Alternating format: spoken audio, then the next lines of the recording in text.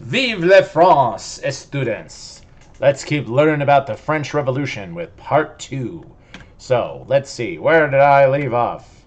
We left off with the French people have successfully fought off invasions from almost every other European country. They have created their republic. They're ready to go. Things are exciting.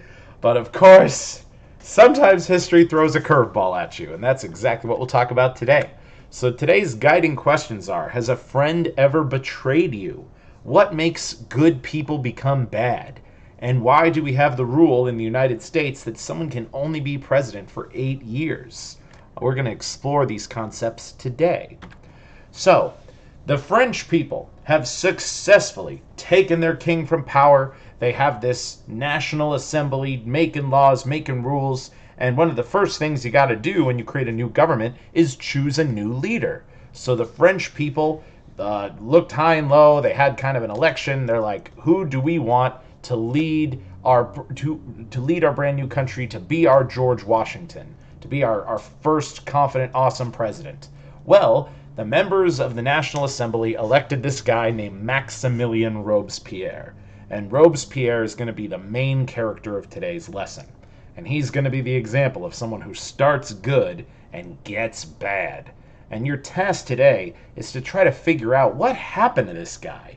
Like, and let me explain to you his life before he became president. So he was born an orphan.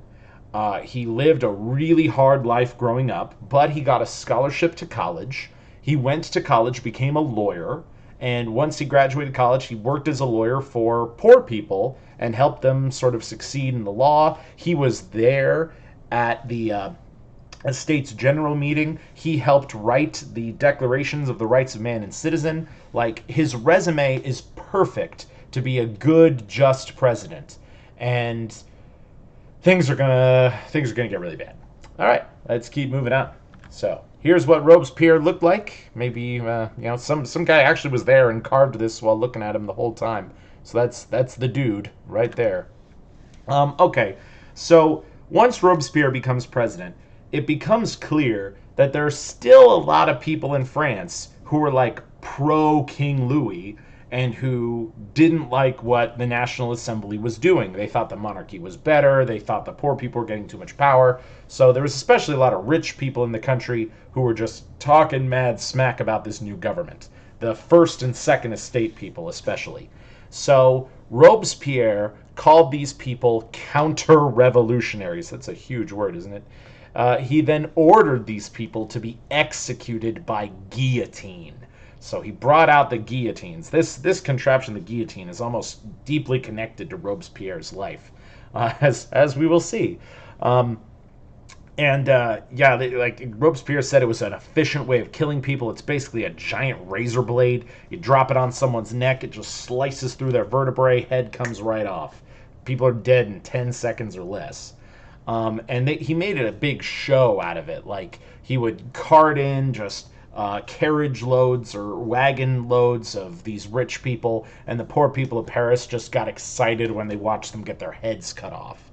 But at this point of the story, though, it's true that there were people in the first and second estate that were trying to bring the king back, and they were trying to undo Robespierre. So maybe there's some justification in him using this violence to keep his new country alive. All right, and here's a quote from Robespierre. "We must suspend free speech and liberty so we can win this war. Otherwise, there will be nothing left to defend." Interesting historical lesson here. All right, let's move on. So here they are showing off the decapitated heads of people as they cut them off, just slicing people, and then, yep, guillotined. Ouch. So the French people continually talked to Robespierre about it, and they're like, hey, there's a lot of people who are saying that they should, try to break the king and queen out of jail, that the king and queen would be better rulers than you. And so Robespierre thought about it and was like, you know what? They're the worst. So Robespierre ordered King Louis XVI and his wife Marie Antoinette to join all the rest of the First and the Second Estate on that guillotine block. And on January 1st, 1793, Louis got his head cut off. And the story's pretty interesting. It goes something like this. So, well, here I'll zoom in. I can tell the story even a little better. So here where they were in Versailles, the beautiful king and queen. Here they are now, carted off to the gallows, gonna get their heads chopped off. All right, now I'll bring you the story from here.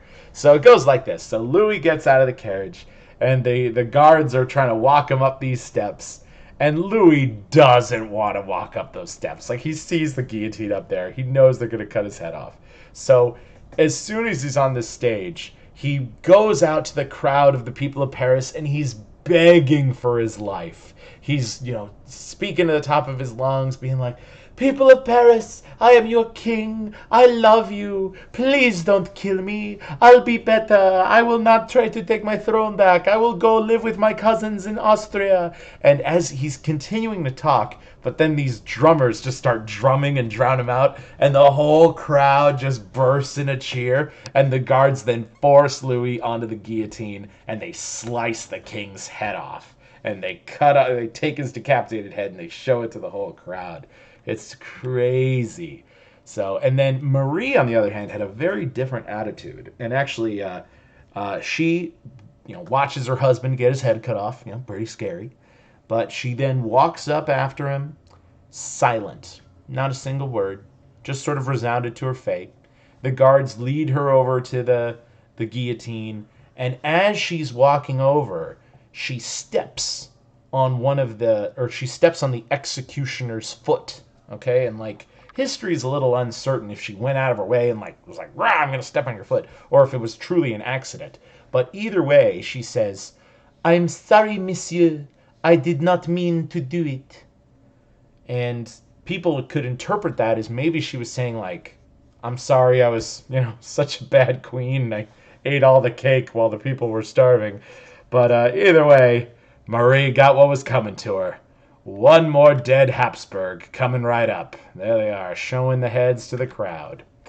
Okay, so once the First and the Second Estate began to run out, like, almost all the rich people in France were either dead or they ran away to other countries. Robespierre then started to turn his attention to the Third Estate. Okay, because there were other poor people and people who were kind of middle class who didn't agree with everything Robespierre was doing. Robespierre had some political enemies, some other people who tried to be president, and Robespierre then starts ordering those people to get guillotined. He starts calling them counter-revolutionaries. And at this point of the story, it's pretty clear, this isn't a good thing to do, Robespierre. You're now just pointing the finger at anyone.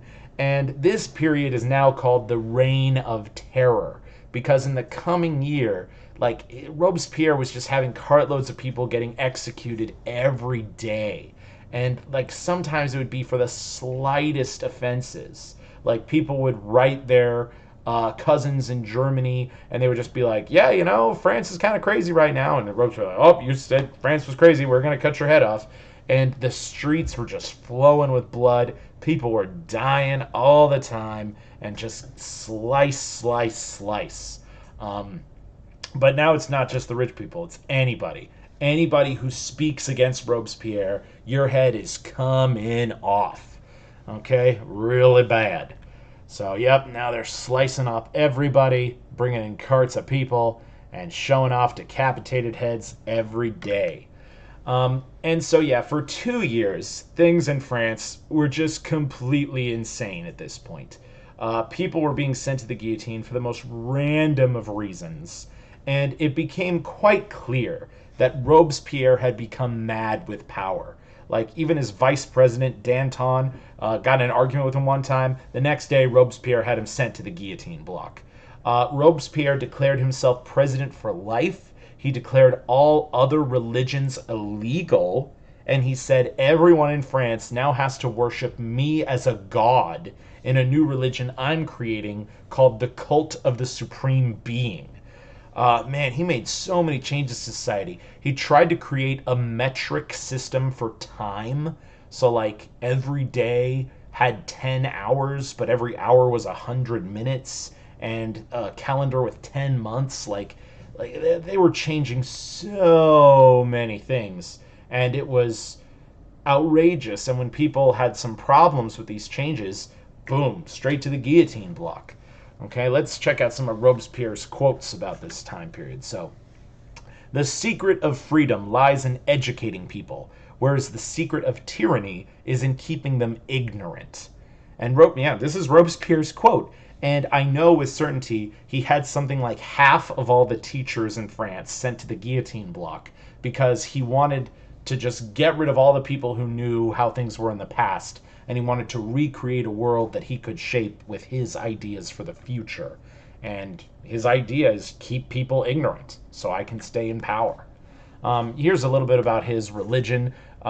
Weeks were 10 days long. There were 3 weeks per month. All the months were renamed. I'm sure there was a month named after him. Things were very weird in this new religion. He also said this: terror is only justice, prompt, severe, and inflexible. It is then an emanation of virtue. It is less a distinct principle than a natural consequence of the general principle of democracy applied to the most pressing wants of the country. So he's saying, I'm using violence to keep democracy good. And this guy just was starting to lose his dang mind. So, as you could imagine, the French people had already cut the head off of one guy who was supposed to be their king for life.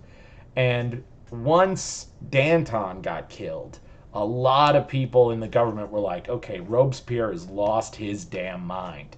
So what they did was a bunch of the guards and the people that didn't like Robespierre stormed into his office, and they were about to break into the door to his office when Robespierre pulls out a gun. And history's kind of uncertain about this, but we know that maybe he was like pointing it at the people who were trying to break down the door. Maybe he kind of freaked out, but either way, he sort of turned the gun sideways and blew a hole out of his cheek.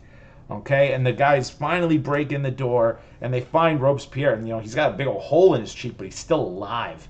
So they were like, what are we gonna do with this guy? Well, it was a unanimous decision that the next day they took out the guillotine for one last time. And what they did was they forced Robespierre into the guillotine, but they did not put him facing down. They put him facing up on his back so he could watch the blade as it sliced through his neck and ended his terrible life. So, yeah, Robespierre ended up dying from the guillotine just like all those people he ordered to be killed too. I think there's some serious lessons we can learn from Robespierre. How when you're given all this power as president and you start using it to cause violence to your people, it can take you down a really, really bad road. So keep this story in mind as we go through the future. All right, that's it for me. Peace out.